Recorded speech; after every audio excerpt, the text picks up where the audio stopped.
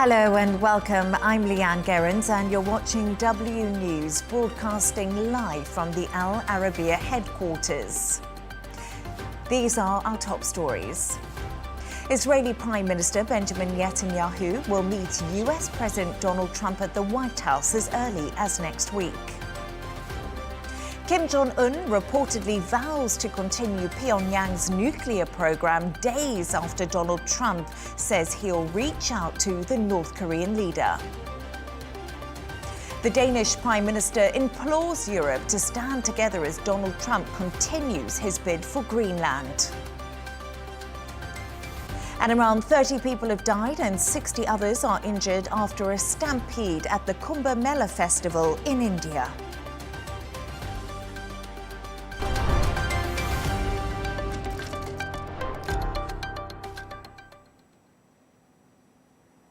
To our top story, an Israeli Prime Minister Benjamin Netanyahu will travel to Washington next week to meet with US President Donald Trump.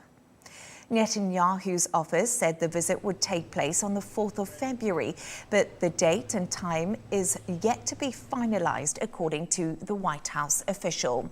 The meeting comes during the 6-week ceasefire in Gaza, where a peace deal was agreed between Israel and Hamas. Israel say they have received a list of hostages held by Hamas who will be released tomorrow. We can now go live to Washington to speak to our correspondent, Kate Fisher. Kate, good evening to you and thank you for joining me. First of all, Netanyahu's office has a date. The White House isn't committing to one just yet. What more do we know about the meeting between these two leaders?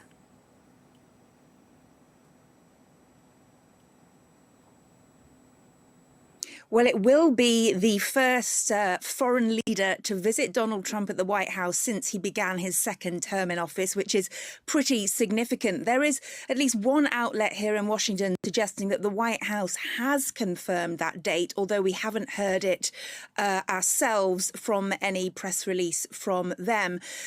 We understand from the Israelis that Donald Trump wrote to Netanyahu inviting him, and in that letter he said, we need to discuss how we can bring peace to Israel and its neighbours and efforts to counter our shared adversaries. So clearly, peace in the region will be high up on the agenda, as well as perhaps from the Israeli side, the continuation of military aid from the US. And of course, Netanyahu will be wanting Donald Trump to help him to put pressure on the Iranians.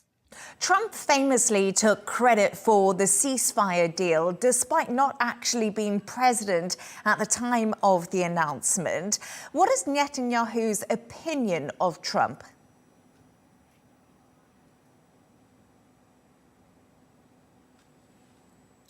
Well, I think they do have a good-ish relationship right now, particularly now they are allies, but there are strains in it. Of course, Netanyahu was quick to congratulate Donald Trump on his election victory in November, tweeting that it was a huge victory and a new beginning for America and a powerful recommitment to the alliance between Israel and the US. Of course, Netanyahu did not have the best of relationships with Donald Trump's predecessor, Joe Biden. And they kind of need each other right now. Donald Trump wants to end wars. He wants to bring peace to the Middle East. We've heard that he's would love to win a Nobel Peace Prize, for example. He's always been jealous that Barack Obama did so. And he also wants peace there to advance his hopes for the Middle East, including, multi-billion-dollar deals with Saudi Arabia. So he needs there to be peace in the Middle East. So he needs Netanyahu on side. And of course, Netanyahu needs him because he needs to continue getting US arms. But Netanyahu's in that difficult position whereby there are members of his coalition government that don't agree with this ceasefire, and he needs them in order to stay in power. So this is a fine line for him to walk. Yes, indeed. And the president made some controversial claims recently that he wanted Egypt and Jordan to take in Palestinians from Gaza. Presumably, the ceasefire will be one of their first topics of conversation. What are we expecting them to say?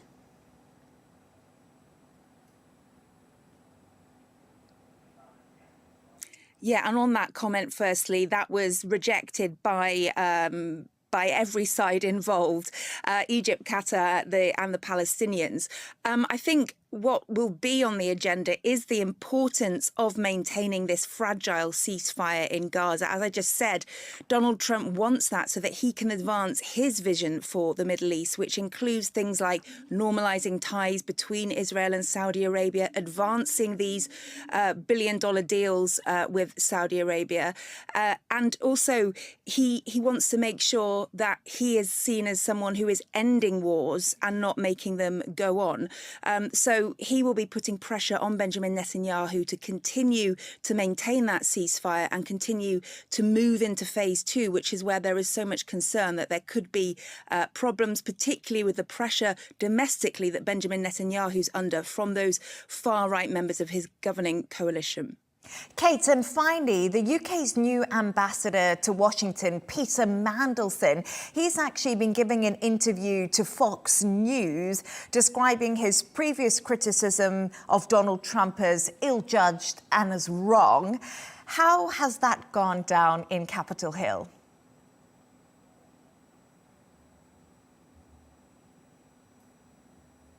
Yeah, he made a complete U-turn about his opinion of Donald Trump, and it comes just after the Trump administration granted him to be able to come here and be the UK's ambassador to Washington.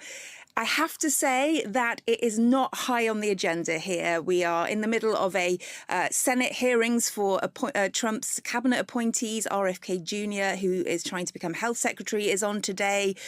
We've got domestic issues with the Trump administration trying to freeze federal funds and encourage federal workers to leave their posts. And that has kind of taken up most of the talking here in Washington. And Peter Mandelson hasn't really featured in this, and when Americans are generally so concerned with domestic issues right now. Indeed. Kate Fisher in Washington, thank you so much for joining me. Let's get into this a little bit more with Foreign Ministry Special Envoy and the former Mayor of Jerusalem, Fleur Hassan-Nahoum. Fleur, thank you so much for joining me. First of all, let's start with this historic meeting between the US and Israeli leaders, which is on the cards. What will you be hoping for? Well, first of all, I have to say that it's incredibly apt that the first foreign leader that is invited to Washington, to the White House, by President Trump has been the Prime Minister of Israel, which is a stark contrast from the last administration, where I think he was one of the last foreign leaders to be invited. So that's already a good sign for Israel. There's a lot to talk about. We have to talk about what's going to happen in Gaza post-war. We have to talk about regional normalization and regional prosperity, all Israel has ever wanted, really. Would a ceasefire deal have happened without Trump? And are these talks likely to continue? Because we've heard so much about the fragility of the ceasefire, which is currently in place. Well, to answer your first question, I actually don't think that the ceasefire would have happened without Trump. I think Trump put incredible pressure on both sides, but especially on Qatar, who is a sort of ally of the United States. And they're the ones holding the keys, certainly hosting the leaders of Hamas. And I think Hamas understood that they weren't going to get much joy from Donald Trump if they didn't actually agree to this deal. Because even Antony Blinken said over the last year that every time that we were close to a ceasefire deal, it was Hamas that became intransigent and not Israel. And so this was important that Trump came in, and I think both sides understood that it had to be done, but especially the Hamas side, when Qatar pressures them to sign a deal, and Qatar had incentive to sign a deal because they knew that Donald Trump wasn't going to be so patient with them. Trump's also said that Palestinians should relocate to neighbouring countries like Egypt and Jordan for refuge instead of returning home. But both Hamas and the Palestinian authorities have condemned this idea, and Jordan and Egypt have also rejected it. Is this a concept that's supported by Netanyahu's government? Well, I think Trump is being practical. Gaza needs to be rebuilt, and it needs to be rebuilt by people who are not jihadi terrorists and who are going to create another arm of the Islamic Republic of Iran. In order to do that, first of all, physically, logistically, it would be much easier if there weren't too many people there in order to rebuild quickly. And secondly, to make sure that you can flush out the jihadi terrorists. And so I think it's actually Trump being very practical. And honestly, any conflict in the last few decades, the neighboring countries have always taken in refugees. And we have a situation where Egypt, that borders Gaza, hasn't taken any refugees during the war. They could have taken the women and the children in. They could have put them temporarily in Sinai until the war is over, but they've done none of it. In fact, they simply reinforced the border by making it even harder to get through. And so I don't think Trump is saying anything wild. He's saying what, so when Syria was in civil war, many neighboring countries, as well as many European countries, took in Syrian refugees. Now that Syria may be on the road to stabilizing, many Syrian refugees are returning. And so he's not talking about an idea that hasn't happened in many conflicts around the world. But of course, Egypt and Jordan have rejected it because they understand what problems we have with these genocidal terrorists. Iran has issued a warning to Israel after buying Russian jets in recent weeks. Iran unleashed a barrage of missiles and drones at Israel in April last year. Is Israel preparing for another direct attack from Iran? Well, again, I think that President Trump being in office is something that the Iranians are concerned about. Remember that the last time Trump was in office, there was a policy of maximum pressure, which drove the country into almost bankruptcy. And when the Biden administration came in, they released those funds and gave them oxygen. And unfortunately, the Islamic Republic of Iran continues to be the major world exporter of terrorism. And so I think that the Iranians are being very careful. I don't predict there's going to be a direct attack on Israel, because they understand that at that point they could really unleash the beginning of the end of their regime. Fleur Hassan-Nahoum, Foreign Ministry Special Envoy and former Mayor of Jerusalem, thank you very much for joining me this evening. Thank you.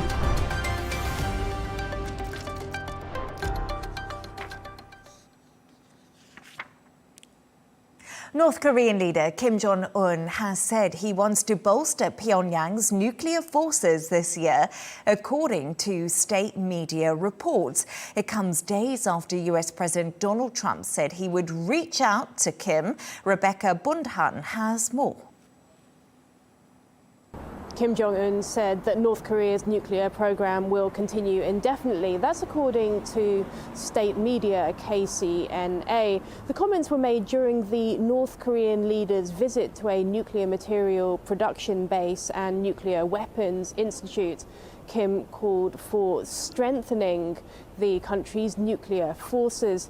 This follows North Korea resuming its missiles tests. Just over the weekend, North Korean state media reported that the country tested a strategic missile, and that took place on Saturday, apparently. And some observers are saying that this is a show of force around Donald Trump's return to office. North Korea has long said that its nuclear program is aimed at fending off threats from Washington and US allies. This also comes as there are growing concerns about North Korea's strengthening relationship with Russia. And during Donald Trump's first term, he did develop a working relationship with Kim Jong-un, and he held unprecedented summits, and the two seem to have some kind of personal rapport. Trump held 3 meetings with Kim during his first term in office, and last week in an interview, Trump said that he would engage with Kim again, describing him as a smart guy. Rebecca Bundhan in Tokyo, thank you so much.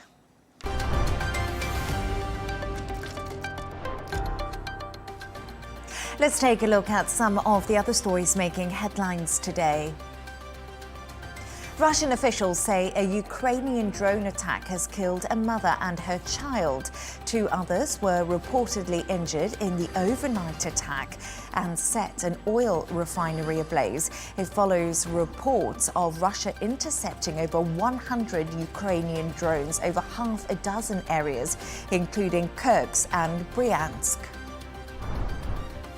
President Trump has been invited to Japan for the 80th anniversary of the World War II atomic bombings. The mayors of Hiroshima and Nagasaki sent the invite, urging the US leader to break away from the notion of nuclear reliance. Over 200,000 people perished when the US dropped the atomic bombs in 1945, the only time nuclear weapons have been used in warfare. The XL bully dog ban is costing British police forces millions of pounds. Owning one became a criminal offence in England and Wales after a string of attacks. The National Police Chiefs Council says kennel spaces are now reaching capacity as costs mount. It costs around £1,000 a month to keep the breed in kennels. And finally, millions of people in China are ready to usher in the Year of the Snake. Asian nations are celebrating the Lunar New Year and bidding farewell to the Year of the Dragon. The Year of the Snake symbolizes wisdom and vitality.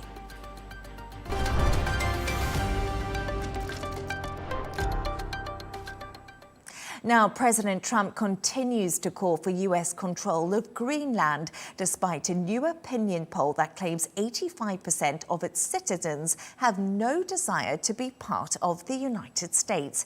Greenland is autonomous but run by Denmark. Speaking on board Air Force One, the US president claimed the 57,000 residents wanted to be with us and has not ruled out military force to take the island. It's now prompted Denmark's Prime Minister Mette Frederiksen to implore other European leaders to stand with Denmark. Let's get more from our correspondent in Brussels, William Denslow. William, thank you for joining me. What is it about Greenland that is so attractive to Donald Trump?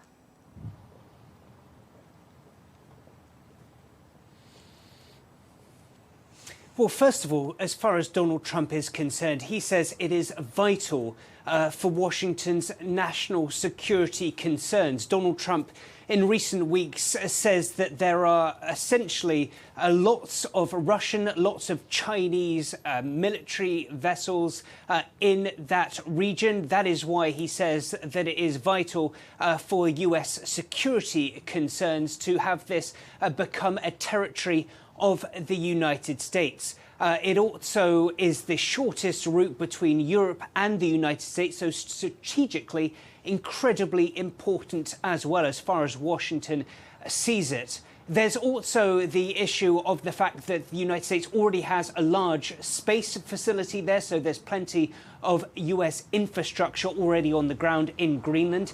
And when it comes to resources, well, it is a resource-rich territory, rich in things like uranium as well as rare earth minerals. So there's that to consider as well. While that is what Washington may want, there's also, as you rightly mentioned, the no small matter of what Greenlanders want themselves. You mentioned that poll. According to this latest study, around 85% of people reject the notion of becoming a part of the US. And also, according to this survey, when given the choice of being given a Danish or a US passport, just 8% of Greenlanders would choose the US passport. We've heard from Mette Frederiksen, the Prime Minister of Denmark, who thanks the Greenlanders in response to this poll, saying that she values their close cooperation with Denmark. The Danish Prime Minister, who you just mentioned there, actually, William, is currently on a whistle-stop tour around Europe. She's met with Germany's Olaf Scholz and France's Emmanuel Macron. What sort of support is she actually receiving from them over the Greenland issue?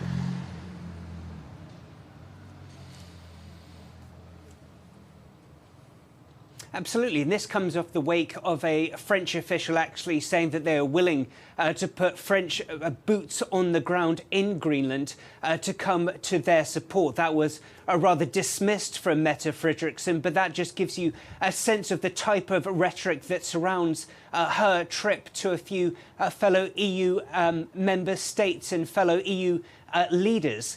After meeting with Olaf Scholz, the German Chancellor, as well as French President Emmanuel Macron, Mette Frederiksen said the talks went incredibly well. She added that it is crucial for Europe to stand together. There was also some rather strong rhetoric coming from Olaf Scholz, the German Chancellor, saying that borders mustn't be moved by force. So very strong rhetoric, considering the fact that these are all nations that have a hugely significant, incredibly close historic ties with Washington. To kick things forward, well, there's an informal meeting of EU leaders scheduled for February 3rd, where certainly the issue of how to handle Donald Trump and his presidency will be high on the agenda. We've just seen some pictures there of Mette Frederiksen meeting Mark Rutte today, of course, of NATO. But how did the meeting go, and what kind of involvement can NATO actually have when it's a dispute regarding two NATO countries? We mustn't forget this.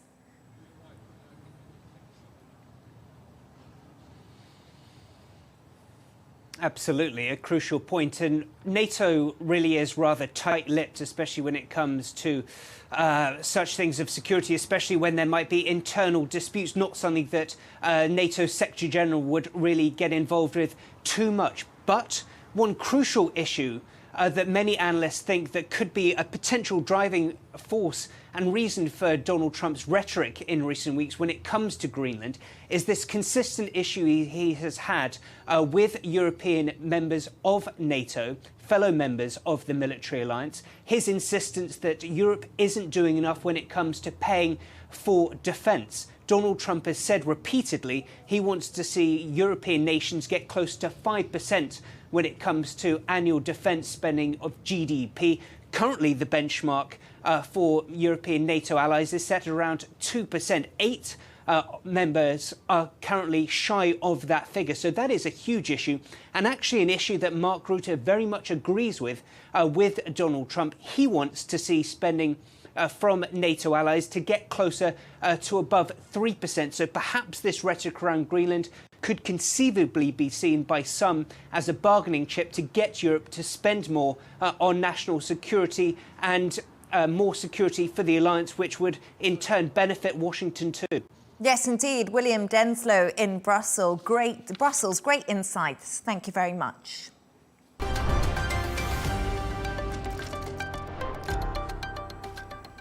Let's take another look at some of the other stories making the headlines today. Russia claims that an Australian man who was feared dead in Ukraine is still alive. Australia has urged Russia to release Oscar Jenkins as they have grave concerns for his life. A video from last December showed Jenkins tied up and being hit in the face whilst Russian forces questioned him. He said he was a teacher and also a soldier who lived in both Australia and Ukraine. US authorities have arrested a man they believe planned to kill the US Treasury Secretary. Police say Ryan English turned himself in at the Capitol where he intended to kill Scott Bassent. English had a folding knife and 2 Molotov cocktails when he was approached by the police. US officials say they are worried about national security after an AI breakthrough by DeepSeek. The US Navy has banned members from using the Chinese firm's apps. Investors have questioned the billions of dollars US tech firms are spending on AI as DeepSeek causes a slump in the US stock market. A large sinkhole has swallowed a truck near Tokyo. Emergency workers are searching for a missing driver. Meanwhile, a second sinkhole is complicating rescue operations at the busy junction. Authorities believe they were caused by a heavily corroded water pipeline.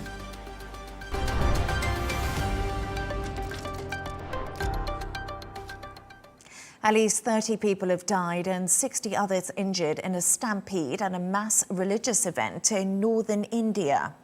The government says the crowd crush was a result of overcrowding and that the situation is now under control. But calls are growing for better crowd management at the event, which will see 400 million participate by the end of next month, as Neha reports. The stampede occurred in the North Indian city of Prayagraj, about 600 kilometers away from New Delhi, which is hosting the Mahakumbh Mela, which is the world's largest religious gathering. For weeks now, millions of pilgrims have been gathering here to take a dip at a point that is considered to be the holiest in the Hindu faith, where the river Ganges and one more river meet. And a dip here, Hindus believe, grants them salvation and washes away their sins. Now, Wednesday was considered to be a particularly auspicious day, with 100 million pilgrims expected to take a royal or holy bath. In the early hours of Wednesday local time is when the crowd crush happened. Eyewitness reports are conflicting, but everyone has been describing scenes of chaos and confusion. Some are saying a security barricade broke down, which is why the crowd crush happened. Others say there was poor crowd management and not enough room for all the devotees that had gathered along the banks of the river Ganges to take that dip in the early hours of Wednesday. Now, officials say that everything's under control now, that security measures have been expanded, and that more teams are on the ground trying to divert people away from that confluence point and encourage them to take a dip along other parts of the river Ganges. We also saw late on Wednesday a parade by ash-smeared religious men take place, but the procession was understandably muted given what happened earlier on in the day. Prime Minister Modi has expressed his condolences, saying that he feels pain for those who've lost their lives and for their family members as well, and that the government is doing everything it can to extend help to these people. But the opposition is accusing the government of creating a vacuum of information, of trying to suppress details about this tragedy. Many people say they're still looking for their loved ones, and given the scale of events, we're talking about a festival so large it's even visible from space. There are concerns about how the next 1 month plays out. When this festival wraps at the end of February, 400 million pilgrims will have participated in it, and unfortunately stampedes are not uncommon at religious events in India. According to government data, there have been 47 crowd crushes in the last few years, but the government says that it's now got a handle on things and that this should not happen again. Neha in New Delhi, thank you.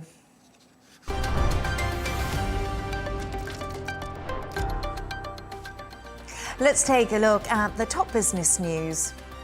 Oil prices are lower today following a rise in US crude stockpiles and easing worries over Libyan supply. The focus is now turning to potential US tariffs on Canadian and Mexican imports, which President Donald Trump plans to impose on Saturday.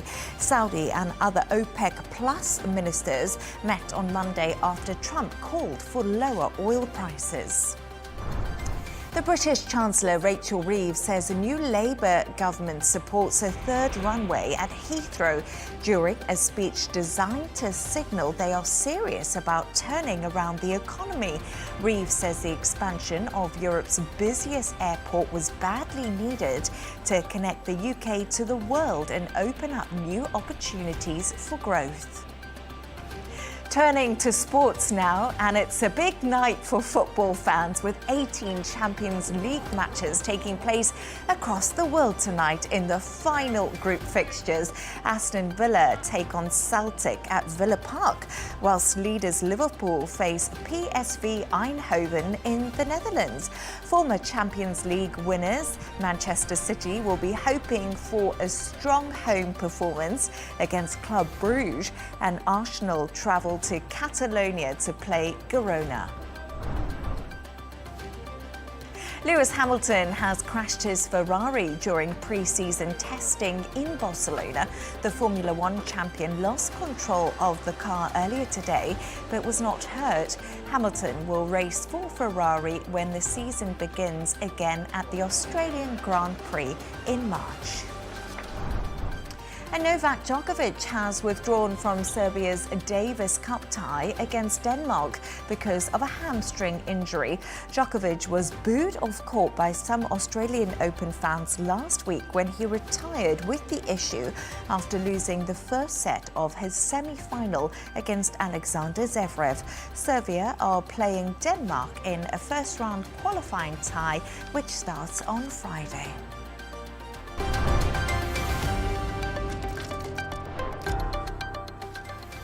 A reminder of our top stories. Israeli Prime Minister Benjamin Netanyahu will meet US President Donald Trump at the White House as early as next week. Kim Jong-un reportedly vows to continue Pyongyang's nuclear program days after Donald Trump saying he'll reach out to the North Korean leader. The Danish Prime Minister implores Europe to stand together as Donald Trump continues his bid for Greenland. And 30 people have died and 60 others are injured after a stampede at the Kumbh Mela festival in India. And that's all from us on W News. Thank you so much for joining us. Riz Khan is coming up next, and don't miss Tom Burgess-Watson with GNT. Good night.